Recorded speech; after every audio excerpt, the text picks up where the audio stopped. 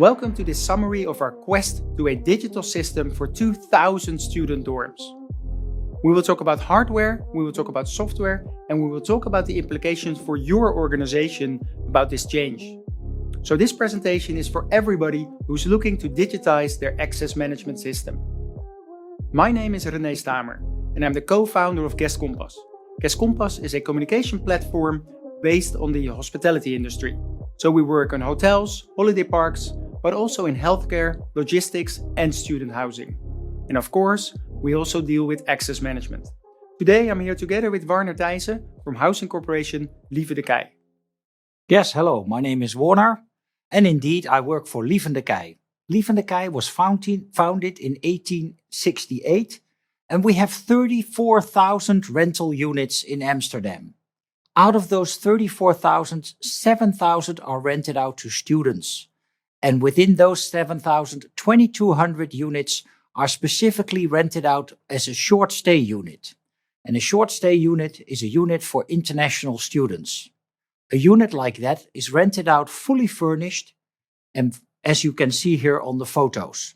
It really looks like a hotel rental facility and is characterized by a high turnover, as the international students usually only stay 1 or 2 semesters.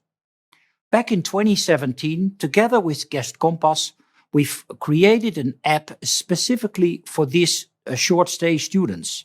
And the app is a great information platform that helps the students as soon as they book the accommodation back in their home country, up until the moment they arrive in Amsterdam, during their stay, up until the departure. This platform decreased the number of questions we receive by 80%. Apart from this, short stay is characterized, like I said, by a high turnover. So we have a lot of key exchanges with these international students. The 2,200 units are rented out to 6,000 tenants each year. That means 6,000 check-ins and 6,000 check-outs. In other words, 12,000 key exchanges every year. A lot of work, very labor intensive. Apart from that, you need to have spare keys to all the facilities somewhere. So, at many of our offices where the caretakers are located, you find situations like this. Tons of spare keys. And by the time the students leave, they all leave together in groups. Here you see Robert, our caretaker. He has to collect all the keys from the students. He gets them in all kinds of ways. If he's lucky, they're in an envelope with a room number on the envelope. And he has about 1 or 2 days to make this into the right key in the right envelope for the new check-ins. So this whole key management was a lot of work and very tricky, because it's very easy to make a mistake and to give the tenant the wrong key. So I was dreaming, what if we would have a future without keys? What if the app we just created would be the key to the room? Then the students who arrive at the railway station or at the airport could go straight to the accommodation without having a key collection moment and open the doors themselves. So I said to Guest Compass, I have this idea that the app could be a key. Are you willing to go and see if we can do that?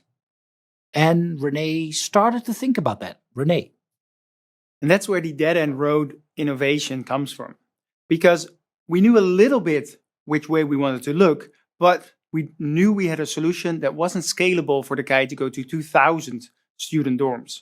Because we just started to do this in hotels, where we gave access with the Guest Compass. The solution we used there was very comprehensive. We used batteries, installation, wiring, we had to use the internet, but also a 4G backup, and we actually also had battery packs as a backup. So this was the only system we knew, and therefore this is where we started with the Kei for the first 5 dorms. And the installation looked a little bit like this. And the costs were at the point that we didn't want to go back to the Kei and present this to them because it was way too high. But it did give us some insight in the workings of the student. How did they feel about opening the doors? And also we could think about the most common questions that you probably right now have going through your head. What happens if the phone dies? What happens if I leave my phone in the room? Is it safe? What do you do with the data? So all these things we found solutions for, but it still was not scalable. So we were still on our dead-end road. So we started to speak to different providers of locks. And when you ask them, I want to open the door with my phone, all of them say, that's not a problem. All of them can do it. But an integration into our communication platform, that was more difficult. So at one moment in time, we came across a motor cylinder. The good thing is with this motor cylinder, the installation is very easy. But we still used 6 pen lights and the internet and the backup system. The costs halved of the initial pilot, so that was a good thing. And we were able to roll it out to 81 units. Still, not at the price point that we go through all the student dorms at the K, but it was a start. And because now we had some volume, we started to get new learnings. Right, Warner? Yes, because all of a sudden, our caretaker Evelyn had a building where most of the rooms were keyless. And by the time students were leaving and students were arriving, she started to notice that a big part of the work, collecting keys and handing out keys, was gone. And she noticed how efficient this could be. And she started to talk about it with her team, with her manager, at our head office. So slowly the keyless system became more realistic. And people came over to the building to have a look at it. Our board came over. They wanted to see what we were doing. And it was really getting something more acceptable. But we knew we were not there yet. It was still too expensive, too complicated. Anyway, so we both started to look for a solution. And at about the same time, we noticed a Finnish company called iLOQ. And they had this very specific cylinder that was so simple to install that by placing this cylinder, we could put a red cross through all the six things we've been looking at. None of this was needed anymore with this specific iLOQ lock. Great from a hardware point of view, not so good from a software point of view. We were looking for a solution where the student, like I said, arrives at the airport and goes straight to the accommodation in a self-service check-in. The iLOQ software didn't really back that up. But luckily, I had Guest Compass to help me out. What we found is that the iLOQ cylinder was made for specific critical infrastructure. For example, a Cellnex tower with a gate around it in a field. The gate has the iLOQ cylinder and the engineers have the iLOQ app and are trained on how to use it. Because what Warner said is this is a cylinder that doesn't use any batteries, power or electricity or wiring. So how does it work? You need to use your NFC chip in your phone to charge the cylinder to be able to open it. If I tell you and if I show you, it's easy. But we want to have people realize this by themselves. And that was a little bit more complex. So we built a connection with the Kai on one side and iLOQ on the other side. So what we did with the Kai, 2 weeks prior to arrival, we sent an email inviting the students to register their phone for keyless access. And every other day we send a reminder. To the male students, we need about 5 to 6 reminders. For the female students, about 2 to 3. In the registration process, we also explain how the system works, where the NFC is located, and how to place it on the cylinder. And we actually made custom animations for each type of phone to show how the student can operate the lock as easy as possible. Let me show you an animation. Start the app and click on the Access button. You can now connect your phone to the lock. The NFC chip on your iPhone is at the back of the phone at the top, close to the camera. Make sure 50% of the lock is visible above the phone. You must hold the phone very still. Use your hand to turn the black knob and open the door. Do you still remember where the NFC was located in the video?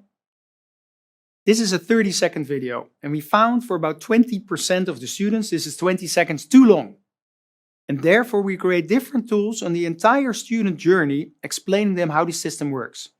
We had students explain in 7 different languages exactly how to open the iLOQ cylinder.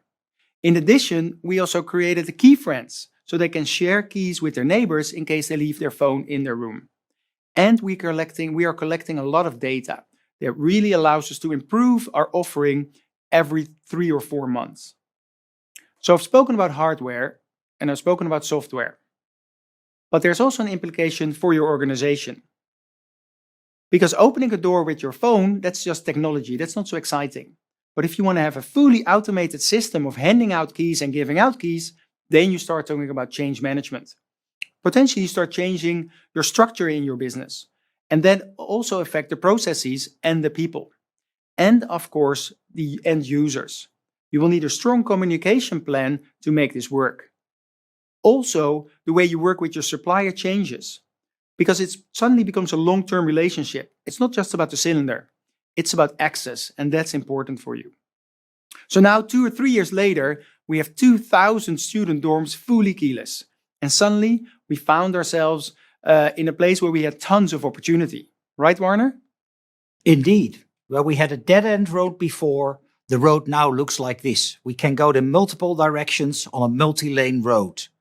And what we've done so far and the improvements we've done, like the key friends and other things, are just fantastic. I cannot believe it has happened so soon.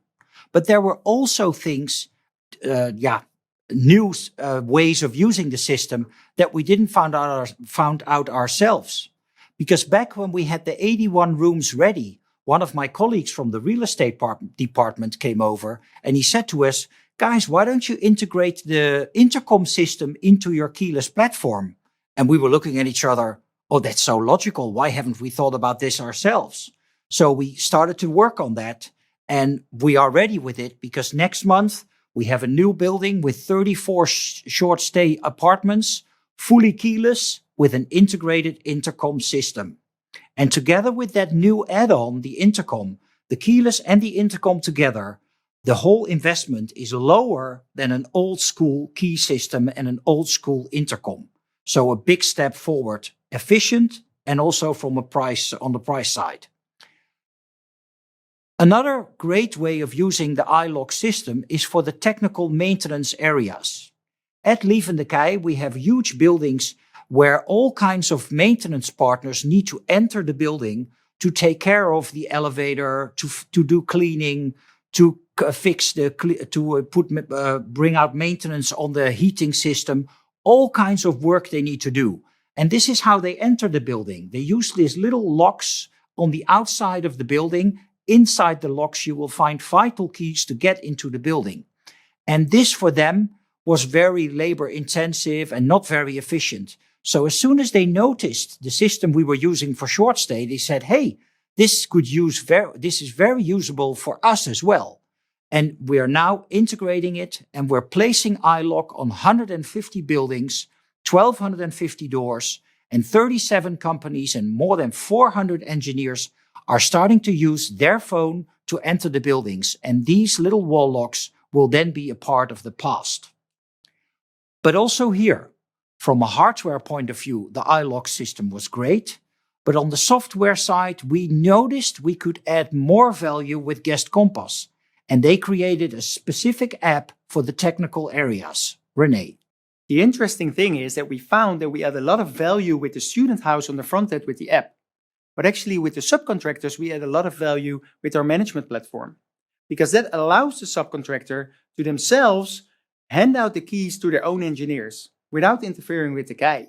So a lift company that services different buildings from the KEI can hand out the keys to each of their 8 engineers. And if one of the engineers falls ill, they can replace it with another one and give them access to the building. So it's really self-sufficient and self-reliant, and it doesn't take any time from the KEI.